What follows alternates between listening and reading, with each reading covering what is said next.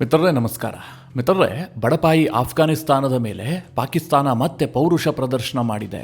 ಭಾನುವಾರ ಮುಂಜಾನೆ ಇದ್ದಕ್ಕಿದ್ದಂತೆ ಪಾಕಿಸ್ತಾನದ ವಾಯುಪಡೆಯ ವಿಮಾನಗಳು ಆಫ್ಘಾನಿಸ್ತಾನದ ಮೇಲೆ ಏರ್ ಸ್ಟ್ರೈಕ್ ಮಾಡಿದವೆ. ಈ ಏರ್ ಸ್ಟ್ರೈಕ್ನ ಸಾಧನೆ ಏನು ಕೇಳಿದ್ರೆ, ಈ ಹಿಂದೆ ಮಾಡಿದ್ರಲ್ಲ ಅದೇ ರೀತಿಯಾಗಿ ಒಂದಷ್ಟು ಜನ ಅಮಾಯಕರು, ಮಹಿಳೆಯರು ಮತ್ತು ಮಕ್ಕಳನ್ನ ಕೊಂದಿದ್ದಾರಷ್ಟೇ. ಪಾಕಿಸ್ತಾನ ಇದನ್ನು ದೊಡ್ಡ ಸಾಧನೆ ಎಂಬ ರೀತಿಯಲ್ಲಿ ಬಿಂಬಿಸಿಕೊಳ್ತಾ ಇದೆ. ಆದರೆ ತಾಲಿಬಾನಿಗಳನ್ನು ಮತ್ತೆ ರೊಚ್ಚಿಗೆಬ್ಬಿಸಿದೆ. ಅವರು ಬಹಳ ಸ್ಟ್ರಾಂಗ್ ಆದಂತಹ ಸ್ಟೇಟ್ಮೆಂಟ್ ಅನ್ನೇ ಕೊಟ್ಟಿದ್ದಾರೆ. ನಾವು ಈ ಬಾರಿ ಸೂಕ್ತ ಸಮಯದಲ್ಲಿ ಸೂಕ್ತ ಪ್ರತ್ಯುತ್ತರ ಕೊಡ್ತೀವಿ, ಇದಕ್ಕೆ ಪ್ರತೀಕಾರ ಇದ್ದೇ ಇದೆ ಅಂತ ತಾಲಿಬಾನಿಗಳು ಘೋಷಣೆ ಮಾಡಿದ್ದಾರೆ. ಮಿತ್ರರೇ, ಈ ಹಿಂದೆಯೇ ತಾಲಿಬಾನಿಗಳಿಂದ ಪಾಕಿಸ್ತಾನ ಒದೆ ತಿಂದಿದೆ. ಮತ್ತೆ ಯಾಕೋಸ್ಕರವಾಗಿ ತಾಲಿಬಾನಿಗಳನ್ನು ಪುನಃ ಕೆಣಕುವಂತಹ ಪ್ರಯತ್ನಕ್ಕೆ ಪಾಕಿಸ್ತಾನ ಕೈ ಹಾಕಿದೆ? ಇದರಿಂದ ಅವರು ಸಾಧಿಸೋದಾದ್ರೂ ಏನು? ಪದೇ ಪದೇ ಈ ಏರ್ ಸ್ಟ್ರೈಕನ್ನು ಮಾಡ್ತಿರೋದು ಯಾಕೆ? ಮತ್ತೊಮ್ಮೆ ದೊಡ್ಡ ಯುದ್ಧಕ್ಕೆ ಕಾರಣ ಆಗತ್ತಾ? ಈ ಬಾರಿ ಆಫ್ಘಾನಿಸ್ತಾನದ ಪ್ರತ್ಯುತ್ತರ ಯಾವ ರೀತಿಯಾಗಿರಬಹುದು? ಇದೆಲ್ಲದರ ಬಗ್ಗೆ ಈ ವಿಡಿಯೋದಲ್ಲಿ ನಿಮಗೆ ಡೀಟೇಲ್ ಆಗಿ ಮಾಹಿತಿ ಕೊಡುವಂತಹ ಪ್ರಯತ್ನ ಮಾಡ್ತೀನಿ. ನೀವು ಈ ವಿಡಿಯೋನ ಕೊನೆವರೆಗೂ ಮಿಸ್ ಮಾಡದೆ ನೋಡಿ. ಮಿತ್ರರೇ, ಈ ಉತ್ತರನ ಪೌರುಷ ಒಲೆಯ ಮುಂದೆ, ಈ ಮಾತನ್ನು ನಾವು ಅನೇಕ ಬಾರಿ ಕೇಳ್ತಾ ಇರ್ತೀವಿ. ಬಹುಶಃ ಇದನ್ನ ಪಾಕಿಸ್ತಾನದ ಆರ್ಮಿ ಮತ್ತು ಅಲ್ಲಿನ ಆರ್ಮಿ ಚೀಫ್ ಆಗಿರುವಂತಹ ಆಸಿಮ್ ಮುನೀರ್ಗೋಸ್ಕರವಾಗಿಯೇ ಹೇಳಿರಬೇಕು ಅಂತ ಅನಿಸುತ್ತೆ. ಇಲ್ಲದೆ ಹೋದರೆ ಸುಮ್ಮನೆ ಆ ಅಫ್ಘಾನಿಸ್ತಾನದ ಮೇಲೆ ಏರ್ ಸ್ಟ್ರೈಕ್ ಮಾಡುವಂತಹ ಜರೂರತ್ತಾರು ಏನಿರುತ್ತೆ? ಪದೇ ಪದೇ ಅವರನ್ನು ಯಾಕೆ ಕೆಣಕಬೇಕು? ಇದಕ್ಕೆ ಕಾರಣ ಮಾತ್ರ ಬಹಳ ಸಿಂಪಲ್ ಆಗಿದೆ. ತಾಲಿಬಾನಿಗಳ ಕೈಯಲ್ಲಿ ಸೂಕ್ತವಾದಂತಹ ವಾಯುಪಡೆ ಇಲ್ಲ, ಅವರ ಬಳಿಯಲ್ಲಿ ಏರ್ ಡಿಫೆನ್ಸ್ ಸಿಸ್ಟಮ್ ಇಲ್ಲ. ಹೀಗಾಗಿ ಪಾಕಿಸ್ತಾನದ ಏರ್ ಫೋರ್ಸ್ನ ಯುದ್ಧ ವಿಮಾನಗಳು ಆಫ್ಘಾನಿಸ್ತಾನದ ಒಳಗೆ ಹೋದರೆ ಅವುಗಳಿಗೇನು ತೊಂದರೆ ಆಗೋದಿಲ್ಲ. ಮನಸ್ಸಿಗೆ ಬಂದ ಹಾಗೆ ಬಾಂಬ್ ಹಾಕಬಹುದು, ಎಷ್ಟು ಜನರನ್ನು ಬೇಕಾದರೂ ಕೊಲ್ಲಬಹುದು, ಆನಂತರ ಅದನ್ನು ದೊಡ್ಡ ಸಾಧನೆ ಎಂಬ ರೀತಿಯಲ್ಲಿ ಹೇಳ್ಕೊಳ್ಬಹುದು. ಇದಕ್ಕೋಸ್ಕರವಾಗಿ ಪಾಕಿಸ್ತಾನ ಪದೇ ಪದೇ ಅಫ್ಘಾನಿಸ್ತಾನವನ್ನು ಟಾರ್ಗೆಟ್ ಮಾಡ್ತಾ ಇದೆ. ಈ ಬಾರಿಯೂ ಕೂಡ ಅಷ್ಟೇ ಮಿತ್ರರೇ. ಭಾನುವಾರ ಮುಂಜಾನೆ ಇದ್ದಕ್ಕಿದ್ದಂತೆ ಪಾಕಿಸ್ತಾನದ ಏರ್ ಫೋರ್ಸ್ನ ಅನೇಕ ಯುದ್ಧ ವಿಮಾನಗಳು ಅಫ್ಘಾನ್ ಗಡಿಯನ್ನು ಪ್ರವೇಶಿಸಿದ್ವು. ಮುಖ್ಯವಾಗಿ ಪಾಕಿಸ್ತಾನ ಮತ್ತು ಅಫ್ಘಾನಿಸ್ತಾನದ ಗಡಿ ಭಾಗದಲ್ಲಿರುವಂತಹ ನಂಗಹಾರ್ ಮತ್ತು ಪಕ್ತಿಕಾ ಪ್ರದೇಶದಲ್ಲಿ ಪಾಕಿಸ್ತಾನದ ವಾಯುಪಡೆಯ ಯುದ್ಧ ವಿಮಾನಗಳು ಅನೇಕ ಬಾಂಬ್ ದಾಳಿಗಳನ್ನು ಮಾಡಿದವೆ. ಅಫ್ಘಾನಿಸ್ತಾನದ ತಾಲಿಬಾನ್ ಸರ್ಕಾರದಿಂದ ಬರ್ತಾ ಇರುವ ಮಾಹಿತಿ ಏನು ಕೇಳಿದ್ರೆ, ಈ ಒಂದು ದಾಳಿಯಲ್ಲಿ 23 ಜನ ನಾಗರಿಕರು ಸಾವಿಗೀಡಾಗಿದ್ದಾರೆ. ಇದರಲ್ಲಿ ಅನೇಕ ಜನ ಮಹಿಳೆಯರು ಮತ್ತು ಮಕ್ಕಳು ಸೇರಿದ್ದಾರೆ. ಎಲ್ಲರೂ ಕೂಡ ಅಮಾಯಕರೇ ಹೊರತು ಅಫ್ಘಾನಿಸ್ತಾನದ ಭದ್ರತಾ ಸಿಬ್ಬಂದಿಗಳಾಗ್ಲಿ ಅಥವಾ ಪಾಕಿಸ್ತಾನ ಹೇಳ್ತಾ ಇರುವಂತಹ ಸೋ ಕಾಲ್ಡ್ ಉಗ್ರ ಸಂಘಟನೆಯ ಉಗ್ರರಾಗ್ಲಿ ಯಾರೂ ಕೂಡ ಸತ್ತಿಲ್ಲ. ಎಲ್ಲರೂ ನಾಗರಿಕರು ಅಂತ ಅಫ್ಘಾನಿಸ್ತಾನದ ತಾಲಿಬಾನ್ ಸರ್ಕಾರ ಕ್ಲೈಮ್ ಮಾಡ್ತಾ ಇದೆ. ಆದರೆ ಪಾಕಿಸ್ತಾನದ ಮಾಧ್ಯಮಗಳು ಯಾವ ರೀತಿಯಾಗಿ ವರದಿ ಮಾಡಿದವೆ ಕೇಳಿದ್ರೆ, ನಮ್ಮ ಗುಪ್ತಚರ ಸಂಸ್ಥೆಗೆ ಬಹಳ ನಿಖರವಾದಂತಹ ಮಾಹಿತಿ ಇತ್ತು. ಆ ಮಾಹಿತಿಯನ್ನು ಆಧರಿಸಿ ಪಾಕಿಸ್ತಾನದ ವಾಯುಪಡೆ ಅಫ್ಘಾನಿಸ್ತಾನದಲ್ಲಿ ಏರ್ ಸ್ಟ್ರೈಕ್ ಅನ್ನು ಮಾಡಿದೆ. ಈ ದಾಳಿಯ ವೇಳೆ ಒಟ್ಟು 7 ಉಗ್ರ ನೆಲೆಗಳನ್ನು ನಾವು ಧ್ವಂಸ ಮಾಡಿದ್ದೀವಿ. ಎಲ್ಲಾ ಉಗ್ರ ನೆಲೆಗಳು ಕೂಡ ಟಿಟಿಪಿ ತಾಲಿಬಾನ್ಗೆ ಸೇರಿದಂತಹ ಉಗ್ರ ನೆಲೆಗಳಾಗಿದ್ದಾವೆ. ಜೊತೆಗೆ ಪಾಕಿಸ್ತಾನ ಮತ್ತು ಅಫ್ಘಾನಿಸ್ತಾನದ ಗಡಿಯಲ್ಲಿ ISISನ ಸಹಚರ ಉಗ್ರ ಸಂಘಟನೆಯೂ ಕೂಡ ಇತ್ತು. ಅದನ್ನು ಸಹ ನಾವು ಉಡಾಯಿಸಿದೀವಿ ಅಂತ ಪಾಕಿಸ್ತಾನದ ಮಾಧ್ಯಮಗಳು ಕ್ಲೈಮ್ ಮಾಡ್ತಾ ಇದ್ದಾವೆ. ಆದರೆ ಅಫ್ಘಾನಿಸ್ತಾನದ ಚಿತ್ರಣವನ್ನು ನೋಡಿದ್ರೆ ಅಲ್ಲೇನೋ ಉಗ್ರ ನೆಲೆಗಳಿದ್ದ ಹಾಗೆ ಅನ್ನಿಸ್ತಾ ಇಲ್ಲ. ಜನವಸತಿಗಳನ್ನೇ ಟಾರ್ಗೆಟ್ ಮಾಡಿದ ಹಾಗೆ ಕಂಡು ಬರ್ತಾ ಇದೆ. ಆದರೆ ಈ ಬಾರಿ ಮಾತ್ರ ಪಾಕಿಸ್ತಾನ ಬಹಳ ರಣಭೀಕರವಾದಂತಹ ದಾಳಿ ಮಾಡಿದೆ. ಮಿತ್ರರೇ, 2025 ಅಕ್ಟೋಬರ್ನಲ್ಲೂ ಕೂಡ ಈ ತಾಲಿಬಾನಿಗಳನ್ನು ಪಾಕಿಸ್ತಾನ ಕೆಣಕುವಂತಹ ಪ್ರಯತ್ನ ಮಾಡಿತ್ತು. ತಾಲಿಬಾನ್ ವಿದೇಶಾಂಗ ಸಚಿವ ಅಮೀರ್ ಖಾನ್ ಮುಟಾಕಿ ಭಾರತ ಪ್ರವಾಸವನ್ನು ಕೈಗೊಂಡಿದ್ರು. ಆ ಸಂದರ್ಭದಲ್ಲೂ ಸಹ ಪಾಕಿಸ್ತಾನ ಇದ್ದಕ್ಕಿದ್ದಂತೆ ಅಫ್ಘಾನ್ ಮೇಲೆ ಏರ್ ಸ್ಟ್ರೈಕ್ ಮಾಡಿತ್ತು. ಆ ಸಂದರ್ಭದಲ್ಲಿ ತಾಲಿಬಾನಿಗಳು ಅದನ್ನು ಬಹಳ ಸೀರಿಯಸ್ ಆಗಿ ಪರಿಗಣಿಸಿ ಪಾಕಿಸ್ತಾನದ ವಿರುದ್ಧ ಸಮರವನ್ನೇ ಸಾರಿದ್ರು, ಪ್ರತೀಕಾರದ ಪ್ರತಿಜ್ಞೆಯನ್ನು ಮಾಡಿದ್ರು. ಆ ಪ್ರಕಾರವಾಗಿ ತಾಲಿಬಾನ್ ತನ್ನ ಸಾಮರ್ಥ್ಯದಲ್ಲೇ ಪಾಕಿಸ್ತಾನದ ಸೈನಿಕರನ್ನ ಮಂಡಿಯೂರುವಂತೆ ಮಾಡಿದ್ರು. ಎಷ್ಟರ ಮಟ್ಟಿಗೆ ಕೇಳಿದ್ರೆ, ಪಾಕಿಸ್ತಾನದ ನೆಲದ ಒಳಗೆ ನುಗ್ಗಿದ್ದಂತಹ ತಾಲಿಬಾನ್ ಪಡೆಗಳು ಪಾಕಿಸ್ತಾನದ ಸೈನಿಕರನ್ನ ಸೆರೆ ಹಿಡಿದಿದ್ರು, ಅವರ ಪ್ಯಾಂಟ್ ಬಿಚ್ಚಿ ಪ್ರದರ್ಶನ ಮಾಡಿದ್ರು. ಅಷ್ಟು ಮಾತ್ರ ಅಲ್ಲ ಮಿತ್ರರೇ, ಪಾಕಿಸ್ತಾನದ ಸೇನೆಯ ಟ್ಯಾಂಕ್ಗಳನ್ನು ಕೂಡ ವಶಕ್ಕೆ ಪಡೆದು ಮೆರವಣಿಗೆ ಮಾಡಿದ್ರು. ಆ ಸಂದರ್ಭದಲ್ಲಿ ತಾಲಿಬಾನಿಗಳು ಯಾವ ಮಟ್ಟಿಗೆ ಸೇಡು ತೀರಿಸಿಕೊಳ್ಳುವುದಕ್ಕೆ ಇಳಿದಿದ್ರು ಕೇಳಿದ್ರೆ, ಪಾಕಿಸ್ತಾನ ವಿಲವಿಲ ಒದ್ದಾಡಬಿಟ್ಟಿತ್ತು. ಪಾಕಿಸ್ತಾನ ಅಕ್ಟೋಬರ್ನಲ್ಲಿ ಏರ್ ಸ್ಟ್ರೈಕ್ ಮಾಡ್ತಲ್ಲ, ಆ ಸಂದರ್ಭದಲ್ಲಿ ಅವರು ಬಹಳ ಈಸಿಯಾಗಿ ಪರಿಗಣಿಸಿದ್ರು. ನಮ್ಮ ಯುದ್ಧ ವಿಮಾನಗಳು ಹೋಗ್ತವೆ, ಅಫ್ಘಾನಿಸ್ತಾನದಲ್ಲಿ ಮನಸ್ಸಿಗೆ ಬಂದಂತೆ ಬಾಂಬ್ ದಾಳಿ ಮಾಡಿ ವಾಪಸ್ ಬರ್ತವೆ. ಹೇಗಿದ್ರೂ ತಾಲಿಬಾನ್ ಸರ್ಕಾರ ಹೆದರ್ಕೊಳ್ಳುತ್ತೆ, ಪ್ರತೀಕಾರದ ಹಾದಿಯನ್ನು ಅವರು ಹಿಡಿಯೋದಿಲ್ಲ, ಏನೋ ಸಣ್ಣ ಪುಟ್ಟ ಕ್ಲಾಶ್ ಆಗುತ್ತೆ ಅಂತ ಅಷ್ಟೇ ಪಾಕಿಸ್ತಾನ ಭಾವಿಸಿತ್ತು. ಆದರೆ ತಾಲಿಬಾನಿಗಳು ಕೊಟ್ರಲ್ಲ ನೋಡಿ ಏಟು, ಅದರಿಂದ ಪಾಕಿಸ್ತಾನ ತತ್ತರಿಸಿ ಹೋಗ್ಬಿಟ್ಟಿತ್ತು. ಯಾವ ಮಟ್ಟಿಗೆ ಕೇಳಿದ್ರೆ, ಅಂಗಲಾಚಿ ತಾತ್ಕಾಲಿಕ ಯುದ್ಧ ವಿರಾಮಕ್ಕೆ ಪಾಕಿಸ್ತಾನ ಬೇಡಿಕೆ ಇಟ್ಟಿತ್ತು. ಅಫ್ಘಾನಿಸ್ತಾನದವರು ನೋಡಿ 48 ಗಂಟೆಗಳ ಕಾಲ ಅವಕಾಶ ಕೊಟ್ಟಿದ್ರು ಪಾಕಿಸ್ತಾನಕ್ಕೆ. ಅದಾದ ಬಳಿಕ ಮತ್ತೊಂದು ಏರ್ ಸ್ಟ್ರೈಕ್ ಮಾಡುವಂತಹ ಪ್ರಯತ್ನವನ್ನು ಪಾಕಿಸ್ತಾನ ಮಾಡಿತು.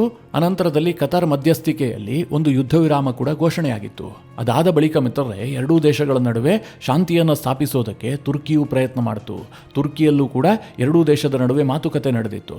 ಆದರೆ ಅಫ್ಘಾನಿಸ್ತಾನದವರು ಶಾಶ್ವತ ಶಾಂತಿಗೋಸ್ಕರವಾಗಿ ಪಾಕಿಸ್ತಾನ ಹಾಕದಂತಹ ಷರತ್ತುಗಳಿಗೆ ಒಪ್ಕೊಂಡಿಲ್ಲ. ತಾಲಿಬಾನ್ ಸರ್ಕಾರ ಅಲ್ಲೂ ಕೂಡ ಸೆಡ್ ಹೊಡಿತು. ಹೀಗಾಗಿ ತುರ್ಕಿಯಲ್ಲಿ ನಡೆದಂತಹ ಮಾತುಕತೆಯೂ ಕೂಡ ಮುರಿದು ಬಿದ್ದಿತ್ತು. ಅಂದಿನಿಂದ ಇಂದಿನವರೆಗೂ ಕೂಡ ಪಾಕಿಸ್ತಾನ ಮತ್ತು ಅಫ್ಘಾನಿಸ್ತಾನದ ನಡುವೆ ಒಂದು ರೀತಿಯಲ್ಲಿ ಬೂದಿ ಮುಚ್ಚಿದ ಕೆಂಡದ ವಾತಾವರಣವೇ ಇದೆ. ಯಾವಾಗ ಬೇಕಾದರೂ ಯುದ್ಧ ಆಗಬಹುದು ಅನ್ನುವಂಥ ಸನ್ನಿವೇಶ ಇತ್ತು. ಅದರ ನಡುವೆ ಮಿತ್ರರೇ, ಈಗ ಪಾಕಿಸ್ತಾನ ಏರ್ ಸ್ಟ್ರೈಕ್ ಮಾಡಿರೋದಿದೆಯಲ್ಲ, ಮತ್ತೊಮ್ಮೆ ತಾಲಿಬಾನಿಗಳನ್ನು ಕೆಣಕಿದೆ. ಈಗ ತಾಲಿಬಾನ್ ಇದಕ್ಕೆ ಪ್ರತಿಕ್ರಿಯೆಯನ್ನು ಕೂಡ ಕೊಟ್ಟಿದೆ. ನಾವು ಸೂಕ್ತ ಸಂದರ್ಭದಲ್ಲಿ ಸೂಕ್ತ ರೀತಿಯಲ್ಲೇ ಪ್ರತ್ಯುತ್ತರ ಕೊಡ್ತೀವಿ, ನಾವಿದನ್ನು ಸುಮ್ಮನೆ ಬಿಡೋದಿಲ್ಲ, ನಮ್ಮ ನಾಗರಿಕರು ಮತ್ತು ನಮ್ಮ ಪ್ರದೇಶದ ರಕ್ಷಣೆಗೆ ನಾವು ಬದ್ಧರಾಗಿದ್ದೀವಿ ಅಂತ ತಾಲಿಬಾನ್ನ ಸರ್ಕಾರ ಹೇಳಿಕೊಂಡಿದೆ. ಅಲ್ಲಿಗೆ ಇದು ಮತ್ತೊಮ್ಮೆ ಯುದ್ಧಕ್ಕೆ ಕಾರಣವಾಗುವಂಥ ಎಲ್ಲ ಸಾಧ್ಯತೆಗಳು ಕೂಡ ಇದ್ದಾವೆ. ಹಾಗಾದರೆ ಮಿತ್ರರೇ, ಪಾಕಿಸ್ತಾನ ಈಗ ಅಫ್ಘಾನಿಸ್ತಾನದ ಮೇಲೆ ದಾಳಿ ಮಾಡೋದಕ್ಕೆ ಏನು ಕಾರಣ? ಅದನ್ನು ನೋಡೋದಾದರೆ ಪಾಕಿಸ್ತಾನದ ಸೇನೆ ಭಾರೀ ಒತ್ತಡದಲ್ಲಿದೆ. ಕಾರಣ ಇಷ್ಟೇ, ಈ ಫೆಬ್ರವರಿ ತಿಂಗಳಿನಲ್ಲೇ ಪಾಕಿಸ್ತಾನದಲ್ಲಿ ಪ್ರಮುಖವಾದಂಥ ದಾಳಿಗಳಾಗಿದ್ದಾವೆ. ಒಂದೊಂದು ದಾಳಿಯೂ ಕೂಡ ಸಣ್ಣ ಪುಟ್ಟ ದಾಳಿಗಳಲ್ಲ. ಫೆಬ್ರವರಿ 6ನೇ ತಾರೀಕು ಇಸ್ಲಾಮಾಬಾದ್ನ ಮಸೀದಿಯ ಮೇಲೆ ಆತ್ಮಾಹುತಿ ಬಾಂಬ್ ದಾಳಿ ಆಗುತ್ತೆ. ಮಿತ್ರರೇ, ಆ ದಾಳಿ ಎಷ್ಟು ಭೀಕರವಾಗಿತ್ತು ಅಂತಂದರೆ 31 ಮಂದಿ ಸ್ಥಳದಲ್ಲೇ ಸಾವಿಗೀಡಾಗ್ತಾರೆ, 170ಕ್ಕೂ ಹೆಚ್ಚು ಮಂದಿಗೆ ಗಾಯವಾಗುತ್ತೆ. ಇದು ಪಾಕಿಸ್ತಾನದ ರಾಜಧಾನಿಯಲ್ಲಾದಂತಹ ಒಂದು ಆತ್ಮಾಹುತಿ ಬಾಂಬ್ ದಾಳಿ. ಆ ಸಂದರ್ಭದಲ್ಲೇ ಪಾಕಿಸ್ತಾನ ಒಂದು ಕತೆ ಕಟ್ಟೋದಕ್ಕೆ ಶುರು ಮಾಡಿತ್ತು. ಈ ಆತ್ಮಾಹುತಿ ಬಾಂಬರ್ ಇದಾನಲ್ಲ, ಈತ ಪಾಕಿಸ್ತಾನದ ಪ್ರಜೆಯಲ್ಲ, ಆತ ವಿದೇಶಿ ಪ್ರಜೆ, ಅಂದರೆ ಪರೋಕ್ಷವಾಗಿ ತಾಲಿಬಾನಿಗಳ ಕಡೆಗೆ ಬೊಟ್ಟು ಮಾಡೋದಕ್ಕೆ ಶುರು ಮಾಡಿತ್ತು. ಅದಾಗ್ತಿದ್ದ ಹಾಗೆ ಫೆಬ್ರವರಿ 16ನೇ ತಾರೀಕು ಬಿಜೌರ್ನಲ್ಲಿ ಅಟ್ಯಾಕ್ ಆಗುತ್ತೆ. ಖೈಬರ್ ಪಖ್ತೂನ್ವಾ ಪ್ರದೇಶದ ಬಿಜೌರ್ ಜಿಲ್ಲೆಯ ಸೆಕ್ಯೂರಿಟಿ ಚೆಕ್ ಪಾಯಿಂಟ್ ಮೇಲೆ ಒಂದು ವೆಹಿಕಲ್ ಅನ್ನು ಬಳಸಿ ಆತ್ಮಾಹುತಿ ಬಾಂಬ್ ದಾಳಿ ಮಾಡ್ತಾರೆ. ಇದರಲ್ಲಿ ಪಾಕಿಸ್ತಾನದ ಸೇನೆಯ 11 ಭದ್ರತಾ ಸಿಬ್ಬಂದಿಗಳು ಸಾವಿಗೀಡಾಗ್ತಾರೆ. ಓರ್ವ ನಾಗರಿಕ ಕೂಡ ಸಾವಿಗೀಡಾಗ್ತಾನೆ. ಇದೆಲ್ಲವೂ ಕೂಡ ಪಾಕಿಸ್ತಾನದ ಸೇನೆ ಕೊಡ್ತಾ ಇರುವಂತಹ ಅಂಕಿಅಂಶಗಳು. ವಾಸ್ತವ ಸಾವಿನ ಸಂಖ್ಯೆಯನ್ನು ಮುಚ್ಚಿಡಲಾಗುತ್ತೆ ಎನ್ನುವಂಥ ವಾದ ಕೂಡ ಇದೆ. ಯಾಕೆಂದರೆ ಪಾಕಿಸ್ತಾನದ ಸೇನೆಯ ಮೇಲೆ ಒತ್ತಡ ಜಾಸ್ತಿ ಆಗುತ್ತಲ್ಲ, ಅದಕ್ಕೆ ಅವರು ಮನಸ್ಸಿಗೆ ಬಂದಂತಹ ಅಂಕಿಅಂಶಗಳನ್ನು ಕೊಡ್ತಾ ಇದ್ದಾರೆ ಅಂತ. ಅದಾಗ್ತಿದ್ದ ಹಾಗೆ ಮಿತ್ರರೇ, ಕಳೆದ ರಾತ್ರಿಯೂ ಕೂಡ ಬನ್ನು ಪ್ರದೇಶದಲ್ಲಿ ದಾಳಿ ಆಗುತ್ತೆ. ಈ ದಾಳಿಯಲ್ಲಿ ಪಾಕಿಸ್ತಾನದ ಸೇನೆಯ 2 ಟಾಪ್ ಮಿಲಿಟರಿ ಅಧಿಕಾರಿಗಳು ಸಾವಿಗೀಡಾಗ್ತಾರೆ. ಇದು ಪಾಕಿಸ್ತಾನದ ಮಿಲಿಟರಿ ಮತ್ತು ಪಾಕಿಸ್ತಾನದ ಸರ್ಕಾರವನ್ನ ಬಹಳ ಒತ್ತಡಕ್ಕೀಡು ಮಾಡಿತ್ತು. ಮೇಲಿಂದ ಮೇಲೆ ಪಾಕಿಸ್ತಾನದ ಒಳಗೆ ದಾಳಿಗಳ ಮೇಲೆ ದಾಳಿ ಆಗ್ತಾ ಇತ್ತು. ಹೀಗಾಗಿ ಪಾಕಿಸ್ತಾನದಲ್ಲಿರುವಂತಹ ಅಫ್ಘಾನಿಸ್ತಾನದ ತಾಲಿಬಾನ್ ಸರ್ಕಾರದ ಉಪ ರಾಯಭಾರಿಗೆ ಸಮನ್ಸ್ ಕೊಟ್ಟಿದ್ದಂತಹ ಪಾಕಿಸ್ತಾನದ ವಿದೇಶಾಂಗ ಸಚಿವಾಲಯ ಅವರನ್ನ ಕರೆಸಿಕೊಂಡು ಬಹಳ ಪ್ರತಿಭಟನೆಯನ್ನ ದಾಖಲಿಸಿತ್ತು. ಪಾಕಿಸ್ತಾನದಲ್ಲಿ ಆಗ್ತಾ ಇರುವಂತಹ ಎಲ್ಲಾ ದಾಳಿಗಳಿಗೂ ಕೂಡ ಅಫ್ಘಾನಿಸ್ತಾನವನ್ನು ಹೊಣೆಗಾರರನ್ನಾಗಿ ಮಾಡಿತ್ತು. ಎಲ್ಲಾ ದಾಳಿಗಳಿಗೂ ಕೂಡ ಅಫ್ಘಾನಿಸ್ತಾನದ ಲಿಂಕ್ ಇದೆ. ಎಲ್ಲಾ ಉಗ್ರ ಸಂಘಟನೆಗಳು ಕೂಡ ಅಫ್ಘಾನಿಸ್ತಾನದಲ್ಲಿ ಆಕ್ಟಿವ್ ಆಗಿದ್ದಾವೆ. ಇದಕ್ಕೆ ಬೇಕಾದಂತಹ ಎಲ್ಲಾ ದಾಖಲೆಗಳು ಕೂಡ ನಮ್ಮ ಬಳಿ ಇದೆ ಅಂತ ಪಾಕಿಸ್ತಾನದ ಸರ್ಕಾರ ವಾದ ಮಾಡಿತ್ತು. ಅದಾಗ್ತಿದ್ದ ಹಾಗೆ ಮಿತ್ರರೇ, ಈಗ ದಿಢೀರ್ ಅಂತ ಅಫ್ಘಾನಿಸ್ತಾನದ ಮೇಲೆ ಏರ್ ಸ್ಟ್ರೈಕ್ ಅನ್ನು ಮಾಡಿದೆ. ಇದಕ್ಕೆ ಪಾಕಿಸ್ತಾನ ಏನು ಸಮರ್ಥನೆ ಕೊಟ್ಟಿದೆ ಅಂತಂದ್ರೆ, ಪ್ರಾದೇಶಿಕ ಶಾಂತಿ ಮತ್ತು ಸ್ಥಿರತೆಗೆ ನಾವು ಬದ್ಧರಾಗಿದ್ದೀವಿ, ನಾವು ಅದನ್ನು ಯಾವತ್ತೂ ಕೂಡ ಹಾಳು ಮಾಡೋದಕ್ಕೆ ಇಷ್ಟಪಡೋದಿಲ್ಲ, ಆದರೆ ನಮ್ಮ ನಾಗರಿಕರ ಸುರಕ್ಷತೆ ನಮಗೆ ಮೊದಲ ಆದ್ಯತೆ ಅಂತ ಪಾಕಿಸ್ತಾನದ ಕಡೆಯಿಂದ ಸ್ಟೇಟ್ಮೆಂಟ್ ಬಂದಿದೆ.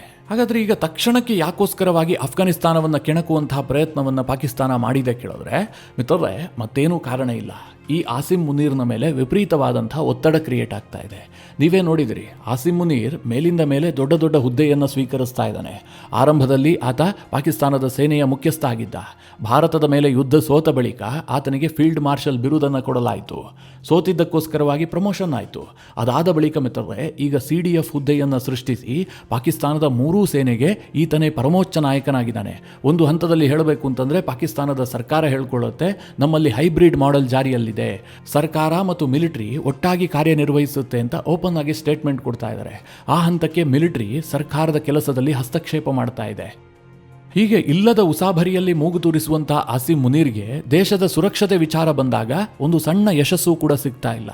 ಯಾವ ಮಟ್ಟಿಗೆ ಕೇಳಿದ್ರೆ, ಪಾಕಿಸ್ತಾನದಲ್ಲಿ ದಾಳಿ ಆಗದಂತಹ ಒಂದೇ ಒಂದು ವಾರವನ್ನು ಕೂಡ ಗುರುತಿಸೋದಕ್ಕೆ ಸಾಧ್ಯ ಇಲ್ಲ. ಇಲ್ಲಿ ನಾನು ಹೇಳ್ತಾ ಇರುವಂತಹದ್ದು ಚಿಕ್ಕ ಪುಟ್ಟ ದಾಳಿಗಳಲ್ಲ, ಬಹಳ ದೊಡ್ಡ ದಾಳಿಗಳೇ ಪ್ರತಿ ವಾರವೂ ಕೂಡ ಆಗ್ತಾ ಇದೆ. ಇದು ಸೇನೆಯ ಮೇಲೆ ಭಾರಿ ಒತ್ತಡವನ್ನು ತಂದಿಟ್ಟಿದೆ. ಉದಾಹರಣೆಗೆ ಹೇಳಬೇಕು ಅಂತಂದ್ರೆ, ಒಂದು ಕಡೆ TTP ಉಗ್ರರು ಖೈಬರ್ ಪಖ್ತೂನ್ವಾ ಭಾಗದಲ್ಲಿ ಪಾಕಿಸ್ತಾನದ ಸೇನೆಗೆ ನೀರು ಕುಡಿಸ್ತಾ ಇದ್ದಾರಲ್ವಾ, ಇನ್ನೊಂದು ಕಡೆ ಬಲೂಚಿಸ್ತಾನದ ಲಿಬರೇಷನ್ ಆರ್ಮಿ ಇದೆಯಲ್ಲ, ಅವರೇನು ಕಡಿಮೆ ಅವಾಂತರಗಳನ್ನು ಸೃಷ್ಟಿಸ್ತಾ ಇಲ್ಲ. ಪಾಕಿಸ್ತಾನದ ಸೇನೆ ಬಲೂಚ್ನ ಪ್ರಾಂತ್ಯಗಳಿಗೆ ಹೋಗೋದಕ್ಕೆ ಹೆದರ್ಕೊಳ್ತಾ ಇದೆ. ಮೊನ್ನೆ ನಾನು ನಿಮಗೊಂದು ಮಾಹಿತಿಯನ್ನು ಕೊಟ್ಟಿದ್ದೆ.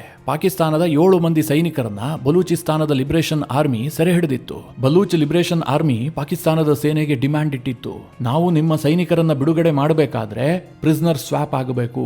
ಪಾಕಿಸ್ತಾನದ ಜೈಲಿನಲ್ಲಿರುವಂತಹ ಬಲೂಚ್ ಹೋರಾಟಗಾರರ ಬಿಡುಗಡೆ ಆಗಿದ್ದೇ ಆದ್ರೆ ನಾವು ಇವರನ್ನ ಬಿಟ್ಟು ಕಳುಹಿಸ್ತೀವಿ, ಇಲ್ಲದೆ ಹೋದ್ರೆ ಅವರನ್ನ ಕೊಂದು ಹಾಕ್ತೀವಿ ಅಂತೇಳಿ ಬಲೂಚ್ ಲಿಬರೇಷನ್ ಆರ್ಮಿ ವಿಡಿಯೋ ಬಿಡುಗಡೆ ಮಾಡಿತ್ತು. ಪಾಕಿಸ್ತಾನದ ಸೈನಿಕರು ಅಂಗಲಾಚಿ ಬೇಡಿಕೊಳ್ತಾ ಇರುವಂತಹ ವಿಡಿಯೋ ಅದಾಗಿತ್ತು. ಆದರೂ ಸಹ ಲಜ್ಜೆಗೆಟ್ಟಂತಹ ಪಾಕಿಸ್ತಾನದ ಸೇನೆ ಏನ್ ಹೇಳ್ಕೊಂಡಿದೆ ಗೊತ್ತಾ, ಅಲ್ಲಿ ಸೆರೆಯಾದಂತಹ ಸೈನಿಕರೇನಿದ್ದಾರೆ ಅವರಿಗೂ ಪಾಕಿಸ್ತಾನದ ಸೇನೆಗೂ ಸಂಬಂಧವೇ ಇಲ್ಲ, ಅವರು ನಮ್ಮ ಸೇನೆಯಲ್ಲಿ ಕಾರ್ಯನಿರ್ವಹಿಸೋದೇ ಇಲ್ಲ. ಈ ರೀತಿಯಾಗಿ ಸಂಕಷ್ಟಕ್ಕೆ ಸಿಕ್ಕಾಕೊಂಡಿರುವಂತಹ ತನ್ನ ಸೈನಿಕರನ್ನ ಪಾಕಿಸ್ತಾನ ನಡುನೀರಿನಲ್ಲಿ ಕೈಬಿಟ್ಟಿದೆ. ಅಂದ್ರೆ ಮಿತ್ರರೇ, ಈ ಆಸಿಂ ಮುನೀರ್ ಎಷ್ಟು ಸ್ಟ್ರಾಂಗ್ ಆಗಿದ್ದಾನೆ ಅಂತ ನೀವು ಯೋಚನೆ ಮಾಡಿ. ಈ ಪಾಕಿಸ್ತಾನದ ಇತಿಹಾಸ ಇರೋದೇ ಹೀಗೆ. ಅವರ ಸೈನಿಕರ ಬಗ್ಗೆ ಅವರಿಗೆ ಯಾವತ್ತೂ ಕೂಡ ಕಿಂಚಿತ್ತೂ ಗೌರವ ಇಲ್ಲ. ಅವರು ನಮ್ಮ ದೇಶಕ್ಕಾಗಿ ಕೆಲಸ ಮಾಡ್ತಾ ಇದ್ದಾರೆ ಎನ್ನುವಂತಹ ಭಾವನೆ ಒಂದು ದಿನವೂ ಕೂಡ ಪಾಕಿಸ್ತಾನಕ್ಕೆ ಬರೋದೇ ಇಲ್ಲ. ಪಾಕಿಸ್ತಾನದ ಸೇನೆ ಅಂತಂದ್ರೆ ಅಲ್ಲಿನ ಟಾಪ್ ಲೆವೆಲ್ನ ಅಧಿಕಾರಿಗಳಷ್ಟೇ, ಉಳಿದಂತೆ ಸಿಪಾಯಿಗಳಿರ್ತಾರಲ್ಲ ಅವರಿಗೆಲ್ಲ ಸ್ವಲ್ಪನೂ ಮರ್ಯಾದಿನೇ ಇಲ್ಲ. ಉದಾಹರಣೆಗೆ ಹೇಳಬೇಕು ಅಂತಂದ್ರೆ ಕಾರ್ಗಿಲ್ ಯುದ್ಧ ಆಯ್ತಲ್ಲ, ಆಗ್ಲೂ ಸಹ ಭಾರತ ಪಾಕಿಸ್ತಾನದ ಸೇನೆಯನ್ನ ಬಗ್ಗು ಬಡಿತು. ಭಾರತದ ನೆಲದಲ್ಲಿ ಅನೇಕ ಪಾಕಿಸ್ತಾನಿ ಸೈನಿಕರು ಸತ್ತು ಬಿದ್ದಿದ್ರು. ಭಾರತ ಏನ್ ಹೇಳ್ತು ಗೊತ್ತಾ, ನಿಮ್ಮ ಸೈನಿಕರ ಮೃತದೇಹವನ್ನ ನಾವು ಕೊಡ್ತೀವಿ, ತೆಗೆದುಕೊಂಡು ಹೋಗಿ ಅಂತ. ಅದಕ್ಕೆ ಪಾಕಿಸ್ತಾನದ ಉತ್ತರ ಏನ್ ಗೊತ್ತಾ, ಅವ್ರು ಯಾರು ಅಂತ ನಮಗೆ ಗೊತ್ತೇ ಇಲ್ಲ, ಅವ್ರು ಯಾರು ಕೂಡ ಪಾಕಿಸ್ತಾನದ ಸೇನೆಗೆ ಸೇರಿದವರೇ ಅಲ್ಲ, ಅವರಿಗೂ ನಮಗೂ ಸಂಬಂಧ ಇಲ್ಲ ಅಂತ. ಆಮೇಲೆ ಏನಾಯ್ತು ಕೇಳಿದ್ರೆ ಭಾರತವೇ ಪಾಕಿಸ್ತಾನದ ಸೈನಿಕರ ಅಂತ್ಯ ಸಂಸ್ಕಾರ ಮಾಡುವಂತಹ ಪರಿಸ್ಥಿತಿ ಬಂತು. ಹೀಗಾಗಿ ಪಾಕಿಸ್ತಾನದ ಸೇನೆಯ ಬಡಪಾಯಿ ಸಿಪಾಯಿಗಳಿದಾರಲ್ಲ, ಅವರು ಯುದ್ಧ ಅಂತಂದ್ರೆ ಹೆದರ್ತಾರೆ, ಅಥವಾ ಎಲ್ಲೋ ಹೋಗಿ ದೇಶದ ಪರವಾಗಿ ಹೋರಾಟ ಮಾಡಬೇಕು ಅಂತಂದ್ರೆ ಅವರು ಗುಂಡಿಗೆ ಎದೆ ಕೊಡೋದಕ್ಕೆ ಮುಂದೆ ಬರೋದೇ ಇಲ್ಲ. ಯಾಕೆಂದ್ರೆ ಸತ್ತ ಬಳಿಕ ಅವ್ರಿಗೆ ಏನ್ ಮರ್ಯಾದೆ ಸಿಗುತ್ತೆ ಅಂತ ಪಾಕಿಸ್ತಾನದ ಸೈನಿಕರಿಗೂ ತುಂಬಾ ಚೆನ್ನಾಗಿ ಗೊತ್ತು. ಈಗ ಆಂತರಿಕವಾಗಿ ಆಸಿಂ ಮುನೀರ್ ಮೇಲೆ ಇದೆಲ್ಲ ಒತ್ತಡ ಕ್ರಿಯೇಟ್ ಆಗ್ತಾ ಇದೆಯಲ್ಲ, ಇದಕ್ಕೋಸ್ಕರವಾಗಿ ಆಸಿಂ ಮುನೀರ್ ಏನ್ ಮಾಡ್ತಾ ಇದ್ದಾನೆ ಅಂತಂದ್ರೆ, ಇದೆಲ್ಲದಕ್ಕೂ ಕೂಡ ಅಫ್ಘಾನಿಸ್ತಾನ ಕಾರಣ, ಅಲ್ಲಿನ ತಾಲಿಬಾನಿಗಳ ಕುಮ್ಮಕ್ಕಿನಿಂದಾಗಿ ಈ ಎಲ್ಲ ದಾಳಿಗಳಾಗ್ತಾ ಇದೆ, ಆ ತಾಲಿಬಾನಿಗಳಿಗೆ ಭಾರತ ಕುಮ್ಮಕ್ಕು ಕೊಡ್ತಾ ಇದೆ ಅಂತ ಬಿಂಬಿಸುವಂತಹ ಯತ್ನ ಮಾಡ್ತಾ ಇದ್ದಾನೆ. ಇತ್ತೀಚೆಗೆ ಪಾಕಿಸ್ತಾನದ ಜೋಕರ್ ಆಗಿರುವಂತಹ ಅಲ್ಲಿನ ರಕ್ಷಣಾ ಸಚಿವ ಖ್ವಾಜಾ ಆಸಿಫ್ ಸ್ಟೇಟ್ಮೆಂಟ್ ಕೊಟ್ಟಿದ್ನಲ್ಲ, ಭಾರತ ಮತ್ತು ತಾಲಿಬಾನ್ನ ನಡುವೆ ಒಪ್ಪಂದ ಇದೆ ಎನ್ನುವ ರೀತಿಯಲ್ಲಿ. ಸದ್ಯ ಅಫ್ಘಾನ್ ನೆಲದ ಮೇಲೆ ಏರ್ ಸ್ಟ್ರೈಕ್ ಅನ್ನು ಮಾಡಿಬಿಟ್ಟು ಪಾಕಿಸ್ತಾನ ದೊಡ್ಡ ಸಾಧನೆ ಮಾಡಿದ ರೀತಿಯಲ್ಲಿ ಬಿಂಬಿಸಿಕೊಳ್ತಾ ಇದೆ. ಅದಕ್ಕೆ ತಾಲಿಬಾನಿಗಳು ಪ್ರತ್ಯುತ್ತರವನ್ನ ಯಾವ ರೀತಿಯಾಗಿ ಕೊಡ್ತಾರೆ, ಈ ಹಿಂದಿನಂತೆ ಪಾಕಿಸ್ತಾನವನ್ನ ಮಂಡಿ ಊರುವಂತೆ ಮಾಡ್ತಾರ? ಇದು ಈಗ $1 ಮಿಲಿಯನ್ ಪ್ರಶ್ನೆ ಆಗಿದೆ. ಮುಂದಿನ ಕೆಲ ಗಂಟೆಗಳಲ್ಲಿ ಒಂದು ಭೀಕರ ಯುದ್ಧ ಆರಂಭವಾದರೂ ಕೂಡ ಆಶ್ಚರ್ಯ ಇಲ್ಲ. ಮಿತ್ರರೇ, ಈ ವಿಚಾರದಲ್ಲಿ ನಿಮ್ಮ ಅನಿಸಿಕೆ ಅಭಿಪ್ರಾಯಗಳೇನು? ಕಮೆಂಟ್ ಮಾಡುವ ಮೂಲಕ ನಮಗೆ ತಿಳಿಸಿ. ಹಾಗೆ ನಿಮಗೆ ಈ ವಿಡಿಯೋ ಇಷ್ಟವಾದರೆ ಲೈಕ್ ಮಾಡಿ. ಜೊತೆಗೆ ನೀವಿನ್ನೂ ನಿಮ್ಮ ನೆಚ್ಚಿನ ಸಂಸ್ಕಾರ ಸೌರಭ ಯೂಟ್ಯೂಬ್ ಚಾನಲ್ನ ಸಬ್ಸ್ಕ್ರೈಬ್ ಮಾಡಿಲ್ಲ ಅಂತಾದರೆ ಈ ಕೂಡಲೇ ಸಬ್ಸ್ಕ್ರೈಬ್ ಮಾಡಿ. ಮುಂದಿನ ಎಲ್ಲ ಅಪ್ಡೇಟ್ಗಳ ನೋಟಿಫಿಕೇಷನ್ಗಾಗಿ ಬೆಲ್ ಐಕಾನ್ ಒತ್ತಿ.